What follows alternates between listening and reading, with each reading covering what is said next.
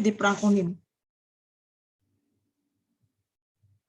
Nah, Perang Onin itu kan, jadi kita flashback dulu sebentar ya, jadi untuk menyambungkan ke Azuchi Momoyama Jidai, Perang Onin itu disebut perang saudara ya, tadi banyak diikuti oleh para petani, gitu ya. Nah, dampaknya adalah terjadinya berbagai perubahan dalam struktur kepemilikan tanah ya saat itu. Jadi para daimyo ya saat itu, daimyo pembesar tuan tanah daerah, banyak menghabiskan biaya untuk menunjang perang-perang yang dilakukan oleh mereka ya. Jadi pada masa ini pula banyak pembesar tuan tanah daerah atau daimyo itu menjual tanahnya kepada petani kaya. Akhirnya tanahnya dijual, dan ini mengakibatkan tanah-tanah milik mereka yang disebut ryokoku atau ryogoku itu terpecah-pecah ya. Nah, tuan tanah baru ini disebut dengan Sengoku Daimyo ya saat itu. Nah, daimyo ini akhirnya membentuk kekuasaan administratifnya sendiri ya, sehingga wilayah yang mereka kuasai secara otomatis merupakan negara-negara kecil ya, yang nantinya pada saat kini ini, masa kini disebut prefektur, itu bebas dari pengontrolan bakufu ya, karena bakufunya sudah mulai runtuh tadi yang Muromachi itu ya. Nah, akhirnya muncullah ryogoku tadi itu dengan sistem pemilikan tanah yang berpusatnya pada daimyo. Jadi daimyo itu sebagai tuan tanah daerah ya saat itu, yang memimpin tanah-tanah sebelum yang sekarang menjadi prefektur saat itu. Ya, seperti itu. Kemudian akhirnya daerah kedaimyoan itu ada yang lemah, ada yang kuat. Nah, yang lemah ini otomatis jadi dominasi para daimyo yang kuat ya. Dengan demikian menjelang pertengahan abad 16 ya, alias tahun 1500-an ini ya, pertengahan 1500-an ini Jepang diperintah oleh beberapa daimyo yang sangat berpengaruh ya. Nah, persaingan dan permusuhan di antara mereka ini jalan terus ya. Jadi tetap jalan gitu ya.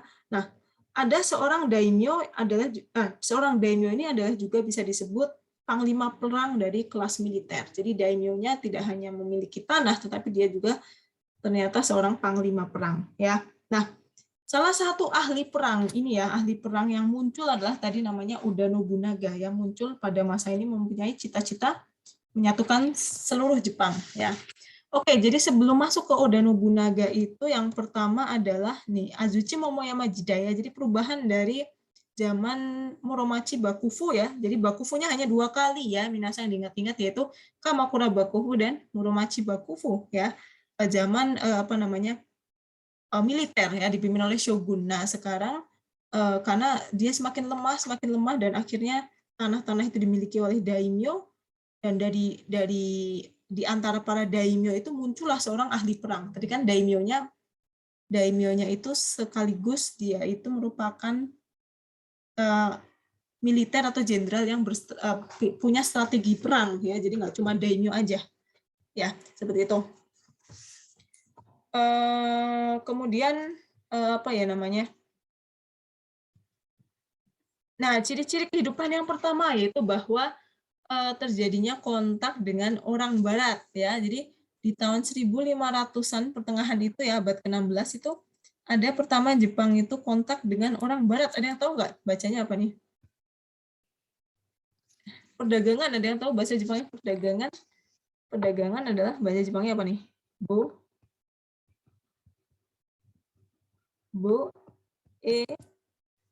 Apa nih bacanya Minasang? Boeki itu perdagangan. Nah, kalau ini disebut dengan apa nih bacanya? Bisa baca? Nambang boeki. So, desne nambang boeki ya. Nambang boeki adalah perdagangan, desne perdagangan dengan nambang. Siapa sih nambang ya? Nambang adalah mungkin istilahnya jelek ya. Jadi biadab dari selatan, desne. Jadi bang ini memang kasar sekali ya. Jadi orang Jepang saat itu mengucap orang Barat itu sebagai nambang atau biadab dari selatan. Tidak tahu kenapa padahal Eropa itu kenapa disebut dengan nambang ya, padahal intinya nambang itu sebenarnya orang asing gitu ya, orang asing dari selatan. Nah, orang-orang Barat ini yang datang ke Jepang ini juga disebut dengan nambang gitu ya, biadab dari selatan. Karena apa? Karena sangat berbeda, budayanya sama sekali berbeda, sangat berbeda jauh dengan budaya Jepang ya. Jepang punya budaya ini, kok yang ini kok beda banget ya, ini siapa gitu ya, orang-orang mana nih gitu ya, nambang di sini. Nah, nambang boeki, jadi perdagangan dengan nambang atau perdagangan dengan orang barat ya, orang-orang Eropa ya saat itu. Nah, siapa sajakah orang-orang Eropa yang dimaksud? Ada yang tahu minasan siapa saja nih orang-orang Eropa yang dimaksud? Dari bangsa mana saja? Yang kira-kira yang Belanda, Portugis, Belanda ya. Terus ada lagi Spanyol juga ya, Portugis, Spanyol, Belanda, mereka kan adalah pelaut-pelaut yang handal gitu ya. Mereka mengarungi dari zaman dulu nggak ada pesawat ya, jadi naik kapal jauh-jauh ya. Mereka adalah pelaut yang sangat handal ya. Portugis, Spanyol, Belanda, dan Inggris ini adalah orang-orang Eropa yang mereka itu intinya punya apa sih namanya, jiwa kolonialisme ya, intinya gitu, menjajah ya. Jadi dia pergi mengarungi lautan karena mereka memang seorang pelaut-pelaut yang sangat handal ya, menyeberanglah ke sampai beda benua gitu ya untuk mencari banyaknya, terutama ke misalnya ke Indonesia juga kan mereka itu mencari rempah-rempah gitu ya, sama mereka juga nyampe di Jepang ya. Si Nambang Boyk ini sempat nyampe di Jepang juga ya, orang Eropa. Di sini nambang jin, di sini jinnya ini orang ya.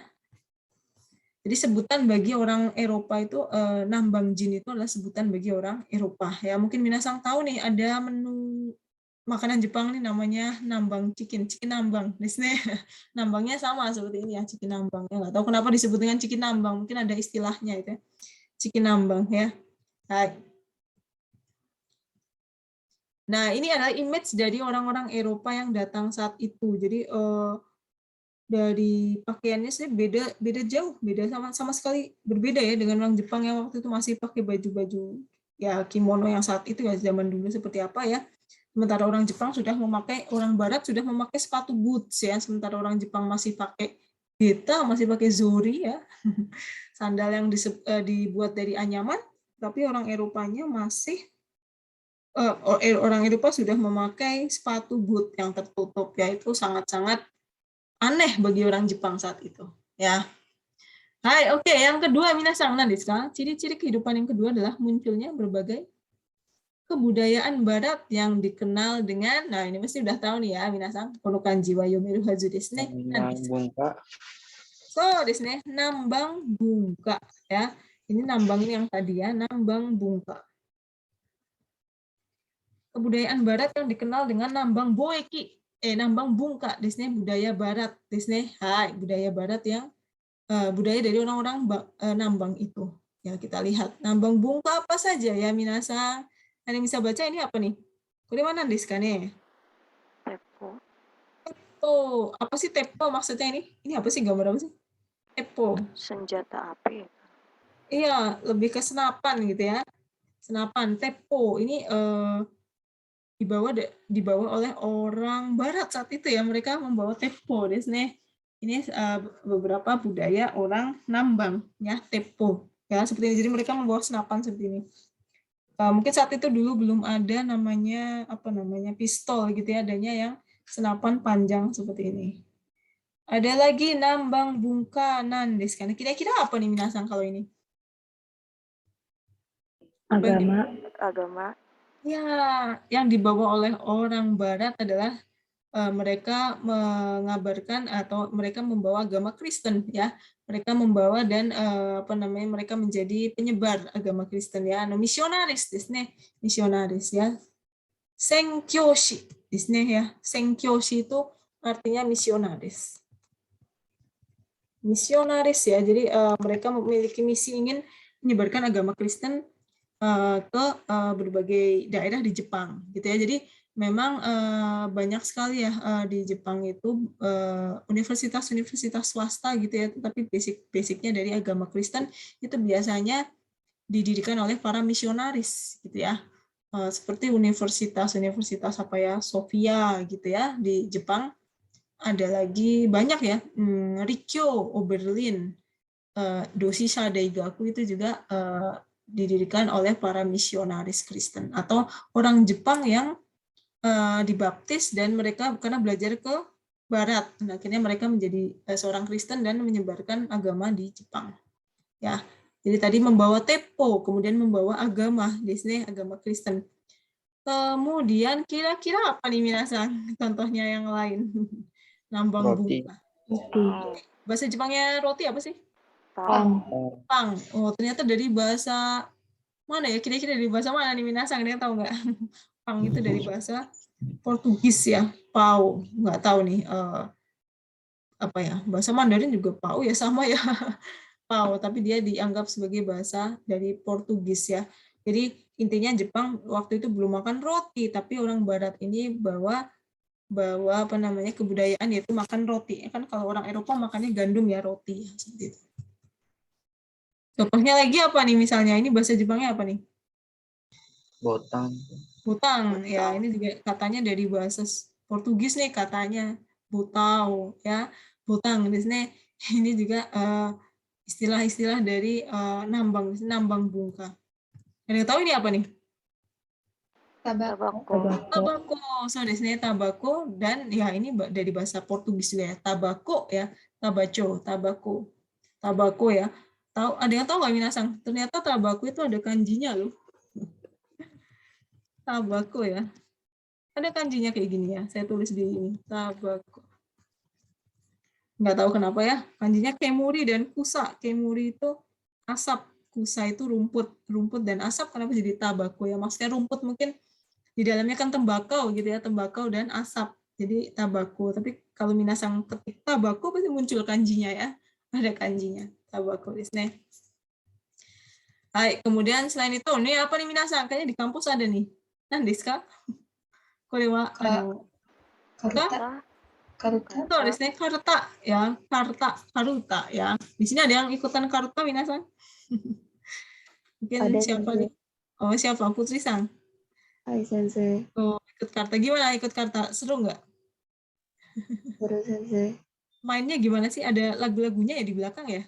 Ada nyanyiin lagu gitu nggak sih? Atau pantun gitu ya? Puisi Sensei. Puisi ya gitu ya. Tapi ngomongnya pakai nada gitu ya. Iya Sensei.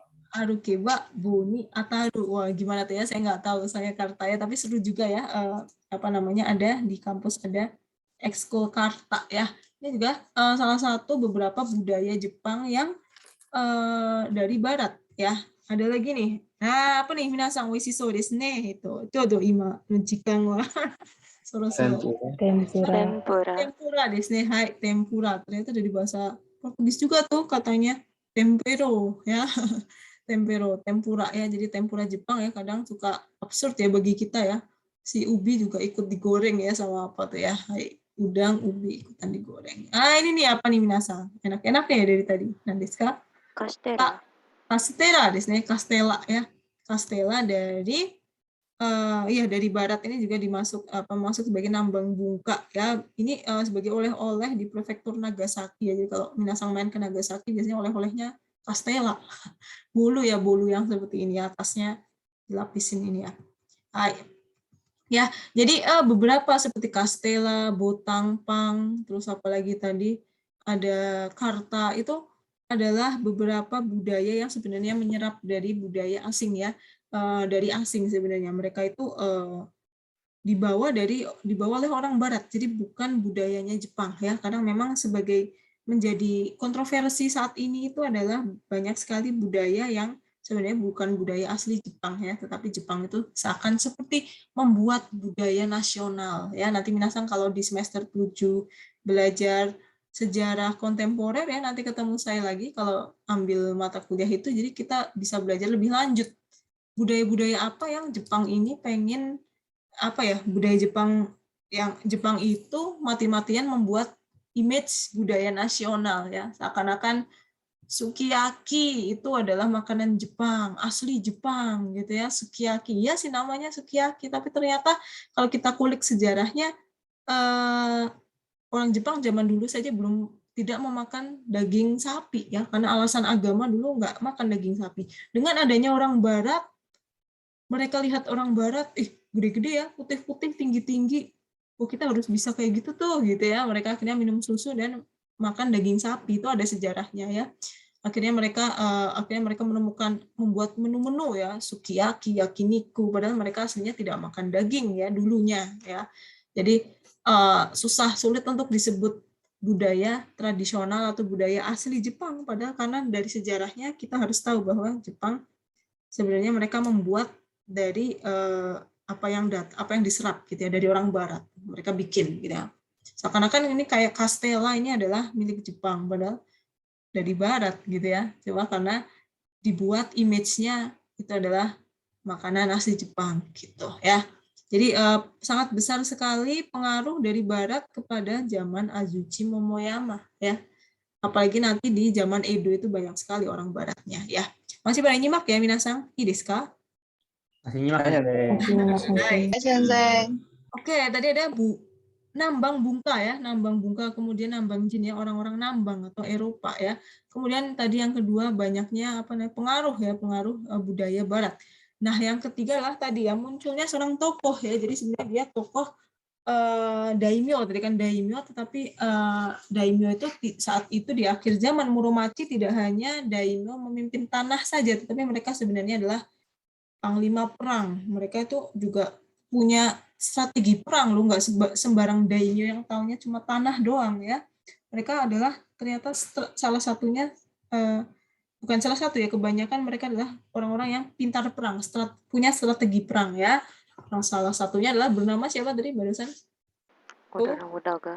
Oda. Ini tulisannya Oda Nobunaga ya. Jadi adanya munculnya seorang tokoh namanya Oda Nobunaga. Dia muncul tiba-tiba di zaman Azuchi Momoyama itu. Ya. Jadi cita-citanya saat mulia yaitu menundukkan seluruh daimyo di seluruh Jepang. Tadi kan daimyo-nya di setiap daerah ya sendiri-sendiri, dia pengen bersatu aja deh. Dan nantinya dia punya ambisi bahwa di Jepang harus bersatu di bawah kekuasaannya dia. Gitu ya, si Oda Nobunaga ini. Nah, dia adalah seorang strategi perang ya, tadi yang punya cita-cita menundukkan seluruh daimyo di seluruh Jepang. Tadi kan tanah-tanah dipegang oleh daimyo dan menyatukan Jepang di bawah kekuasaannya. Jadi istilahnya adalah para pemersatu Jepang ya. Para pemersatu Jepang itu salah satunya Oda Nobunaga dan pengikutnya itu Toyotomi Hideyoshi, yang satunya siapa ya saya lupa, itu adalah 3 besar penyatu Jepang ya. Nah, untuk menyatukan Jepang ini dia merencanakan daerah-daerah strategis baik secara politis maupun ekonomis untuk dikuasai ya, of course. Daerah-daerah yang strategis untuk dikuasai secara politis dan ekonomis ya, supaya artinya ya supaya dia bisa lebih mudah berkuasa. Ya, jadi dia karena dia strategi perang, punya strategi, kemudian dia punya rencana daerah-daerah mana yang kira-kira strategis gitu ya secara politis dan ekonomis supaya dia bisa berkuasa. Nah, Oda Nobunaga ini berhasil menundukkan beberapa daimyo, akhirnya berhasil ditundukkan, tapi nggak semuanya, ya, beberapa saja. Dan menghancurkan pemerintahan militer Muromachi, ya, tadi kan sebelum ini zaman Muromachi, akhirnya kan mereka semakin lemah karena banyak sekali perang saudara. Akhirnya militer Muromachi ini lama-kelamaan runtuh, jatuh, dan dia sudah bisa berhasil menundukkan para daimyo itu dan menghancurkan pemerintahan militer Muromachi. Akhirnya dia muncul sebagai tokoh tunggal, sebagai penguasa baru ya saat itu. Ya, nah dia bikin kekuasaan politiknya, dia membangun kekuasaan politiknya di Istana Azuchi, tepat di selatan Danau Biwa dekat Kyoto. Kira-kira di prefektur mana nih? Ada yang pernah dengar Danau Biwa? Biwa? Danau terbesar ya. Iya, Biwako ada di prefektur apa sih sebelahnya? Shiga, di sini Shigakeng ya, Shigakeng dekat Kyoto ya di situ. Jadi si Azuchi ini sebenarnya nama istana. Istana dalam arti di sana ada pemimpinnya ya. Jadi dia membangun kekuasaan politik di Istana Azuchi di dekat Kyoto di Shigakeng. Di sini ya, jadi Shigakeng punya sejarah yang sangat panjang tentang Oda Nobunaga ya. Nah, tindakannya untuk memperkuat kedudukan politiknya adalah dengan mengangkat dirinya sebagai Udaijin, di sini Udaijin, semacam seperti perdana menteri seperti itu ya, Udaijin. Jadi pada pemerintahan militer Muromachi di bawah Ashikaga ini intinya dia bisa mengontrol gitu ya, Oda Nobunaga ini bisa mengontrol daimyo-daimyo yang ada di sana saat itu. Nah, kebijakan politik apa nih yang dilakukan oleh Oda Nobunaga ya? Jadi yang pertama membuka jalan-jalan baru untuk memudahkannya dalam menindas lawan-lawan politiknya. Jadi banyak yang mungkin yang nggak setuju dengan Oda Nobunaga, misalnya mikirnya dia terlalu ambisius gitu ya. Banyak yang nggak cocok juga. Nah, dia pengen ada tuh yang nggak suka, yang oposisi dengan Oda Nobunaga. Nah, dia malah membuka jalan baru untuk memudahkan dalam menindas lawan-lawannya supaya ambisinya tercapai. Dan menghapus, apa yang dihapus, Minasan? Menghapus Pajak liar. pajak liar Iya. yang dilakukan oleh daimyo. Jadi daimyo ini memungut pajak kan ya. Sayangnya lah mereka memungut pajak kepada para petani, makanya banyak sekali petani itu jatuh miskin dan jatuh sengsara ya, karena banyak sekali pungli pajak gitu ya oleh daimyo. Karena daimyo berasa sebagai penguasa tanah saat itu ya. Baik. Kemudian ternyata dia melindungi apa nih biasa? Melindungi Agama Kristen. ya, melindungi agama Kristen ya. Jadi sebenarnya dia nggak anti dengan agama Kristen. Kenapa ada agama Kristen muncul ya? Karena orang Barat tadi kan ya, orang Barat itu membawa agama gitu ya, pengen menyebarkan agama saat itu ya, Kristen di Jepang ya. Jadi nggak heran kalau beberapa sekolah agama Kristen dan gereja itu dibangun di Azuchi dan Kyoto saat itu ya. Nah, kenapa perlindungan terhadap agama Kristen ini dilakukan? Kenapa ya? Gitu kan mungkin bertanya-tanya ya, karena sebenarnya Oda Nobunaga ini ingin menghancurkan agama Buddha di satu pihak ya. Salah satunya kan kalau Jepang kan Buddha ya, waktu sebelum kedatangan Kristen ya. Di satu pihak dia pengen Buddha itu hancur gitu ya, nggak mau gitu ya. Karena kenapa? Karena dia menghalangi politiknya Oda Nobunaga. Jadi Buddha ini menghalangi ambisinya Oda. Makanya Oda nggak suka. Dalam arti Oda membolehkan agama Kristen. Oh ya nggak apa-apa, silahkan ya Kristen masuk saat itu ya. Dan ingin juga melancarkan perdagangan luar negeri ya. Jadi tujuannya itu perdagangan luar negeri kan tadi sama Barat ya, Barat kan Kristen. Jadi melancarkan perdagangan luar negeri gitu ya, perdagangan luar negeri dan menyingkirkan agama Buddha yang menghalangi politik Oda ya.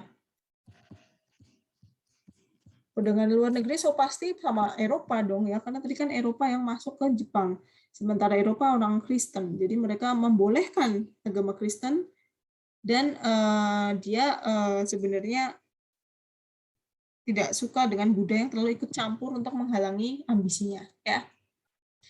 Nah, tetapi sayangnya ada yang tahu nggak? Ternyata Oda Nobunaga itu dibunuh loh. Ada yang tahu sama siapa? Dibunuh oleh Hideyoshi. bukan Hideyoshi ya, oleh ada yang pernah dengar Oh, nama? tidak Akechi. Tahu sensei.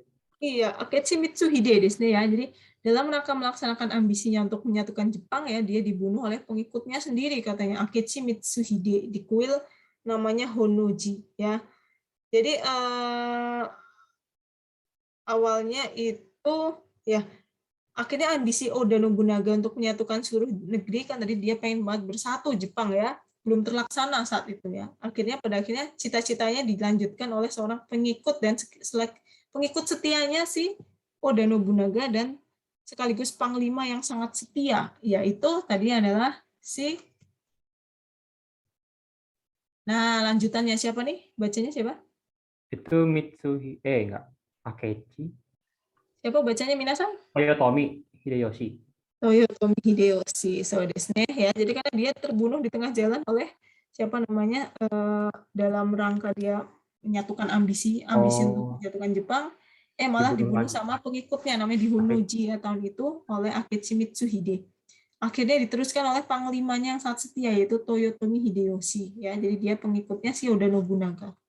Ya, seperti itu.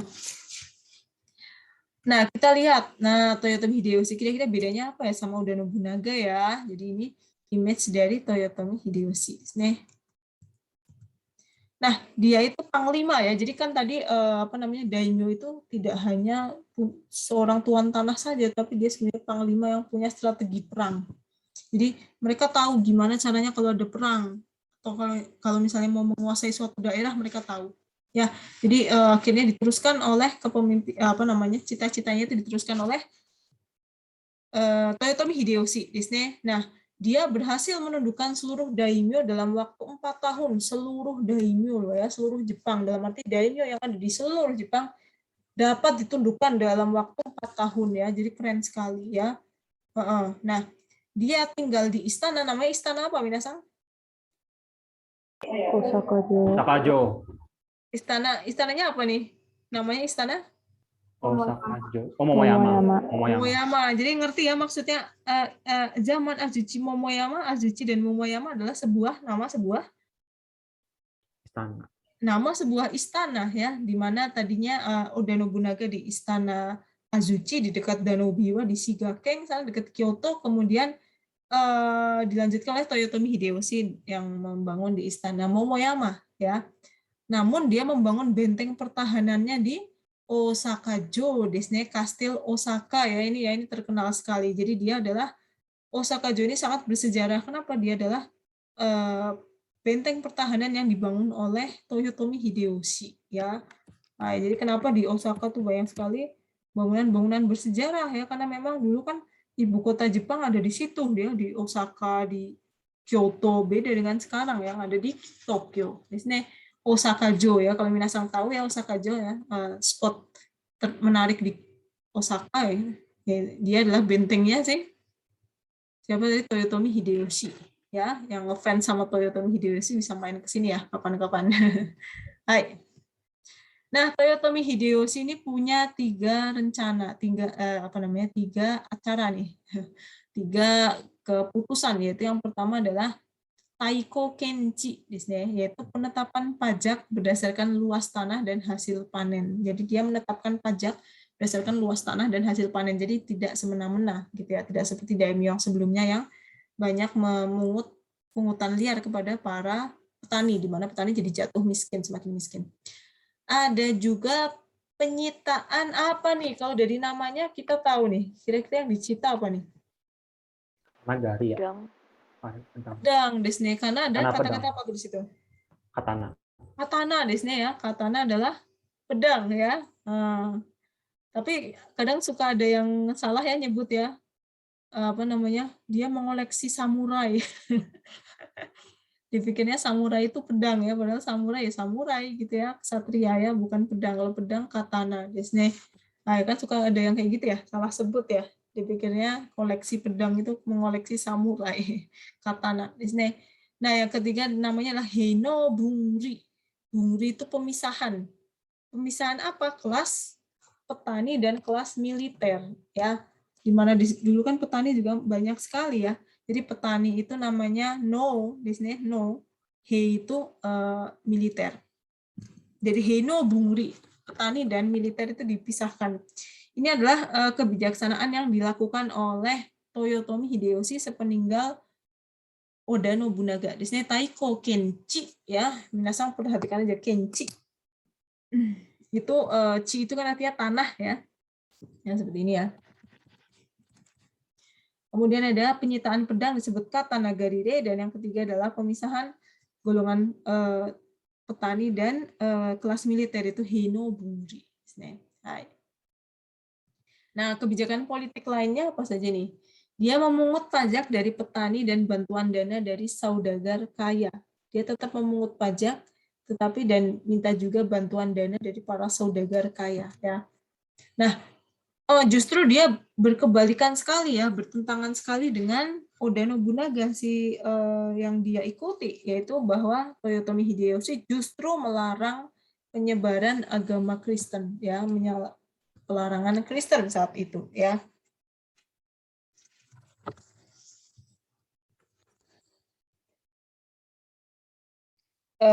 Soalnya dia dianggap mengganggu orientasi penyatuan negeri.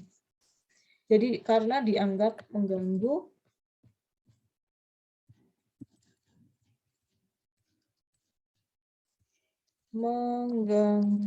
Disney. Nah, Kristen ini karena tadi kan sama Barat ya, orang-orang Barat nanti ikut-ikutan juga ya, itu dianggap mengganggu orientasi penyatuan negeri. Kan masih cita-citanya masih sama Disney ya, menyatukan negeri. penyatuan negara ya sama atasannya tadi Oda Nobunaga. Nah, Oda Nobunaganya malah ngizinin Kristen karena dia tadi ingin perdagangan semakin lancar dengan orang asing ya, di mana orang asing itu Kristen, dan ditambah siapa lagi tadi tidak pengen Buddha itu terlalu ikut campur dalam urusan ambisinya Oda, jadi dia malah nggak mau. Tapi kebalikannya justru Toyotomi Hideyoshi ingin agama Kristen ini dilarang ya, karena dianggap mengganggu orientasi penyatuan negara saat itu. Kemudian adanya penjajahan terhadap dinasti Ming di Cina ya, jadi sebenarnya Toyotomi Hideyoshi ini pergi ke China dan saat itu dinastinya namanya dinasti Ming. Mereka itu sebenarnya datang dan menjajah ya. Dia pengen menjadikan dinasti Ming ini sebagai daerah jajahan si Toyotomi Hideyoshi ya. Masih bernyimak ya minasang ya? Ideska? Hai, Sensei. Sensei, masih Sensei. Dikit lagi nih udah mau selesai ya. Nah, ciri-ciri kehidupan yang kelima adalah munculnya berbagai kebudayaan yang dikenal dengan apa nih berarti bacanya? Azuchi Momo, enggak salah. Momoyama Bunka ya. Budaya-budaya yang muncul pada zaman Azuchi Momoyama Bunka. Misalnya ya, di tahun 1600-an pertengahan 1500 sampai 1600-an ya tadi, dimana kalau di Indonesia VOC datang ya ke Indonesia ya. Nah, contoh-contohnya itu seperti shamisen. Apa sih kira-kira shamisen itu minasang? Shamisen mana Diska? Jepang yang dipetik itu. Iya, Ya gitar Jepang gitu ya, yang dipetik itu namanya shamisen ya. itu alat musik tradisional Jepang. Ya, alat musik tradisional Jepang itu shamisen ya. Gitar Jepang gitu ya. Kemudian ada juga joruri. Nah, kira-kira apa ya dia ya? Pertunjukan wayang boneka gitu ya. Pertunjukan seperti wayang tetapi wayangnya boneka. Nah, kemudian apa nih minasang satu lagi yang paling ini? Kabuki itu teater tradisional Jepang. Iya, teater Jepang ini performing arts ya, seni pertunjukan ya, kabuki ya, tapi jangan lupa benco ya, jadi kabuki teater ya, seperti itu ya. Jadi ini beberapa kebudayaan yang muncul di zaman Azuchi Momoyama ya, jadi banyak sekali ya seperti itu. Terus arsitekturnya namanya Bukezukuri ya. Saya tambahin di sini ya, karena kurang. Arsitekturnya namanya Bukezukuri.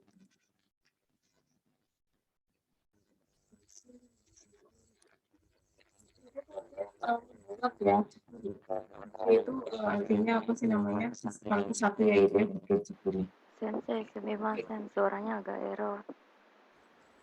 Gimana nih? Suara gitu Sensei, kayak ada apa ya? Kayak bergema gitu, entah gimana Sensei itu. Nah, yang kalau sekarang gimana? Sama? Sudah Sensei. Mendingan. Lebih baik ya. Ya, baik Sensei. Ya, jadi ada shamisen contohnya ya tuh. Nah, terus kemudian pertunjukan wayang boneka atau joruri. Kemudian ada juga teater ya, kabuki. Kemudian arsitekturnya namanya Bukezukuri. Buke ini kan militer ya, jadi gaya militer. Arsitektur gaya perumahan kaum militer dengan arsitektur Buddha ini adalah Bukezukuri. Ya, jadi banyak sekali. Minasang mungkin nanti bisa dilihat di PDF yang saya share ya di tiap tiap pertemuan itu kan saya share ya, sudah saya share tadi ya. Tapi jangan lupa dilihat juga yang modul yang keseluruhan ya minasang ya. Hai, jadi kira-kira seperti itu ya. Jadi banyak sekali kebudayaan zaman Azuchi Momoyama yang berkembang di saat itu ya. Hai, jadi semakin ke sini banyak sekali budaya-budaya yang berkembang ya. Termasuk seperti ini ya, tiga ini salah satunya ya. Oke, mungkin kita setel ini lagi ya, satu lagi apa nih? Oke, atau ada pertanyaan minasang? Ideska? Jadi seperti itu ya, Azuchi Momoyama Jidai di sini. Mungkin kita bisa lihat yang bentar. Are difficult by Skillshare. Use the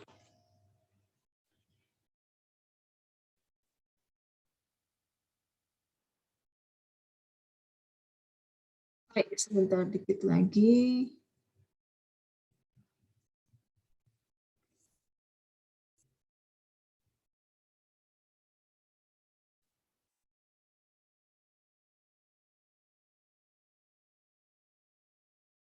Kelihatan ya minasang ini, Ideska? Hai, Diana. Sensei.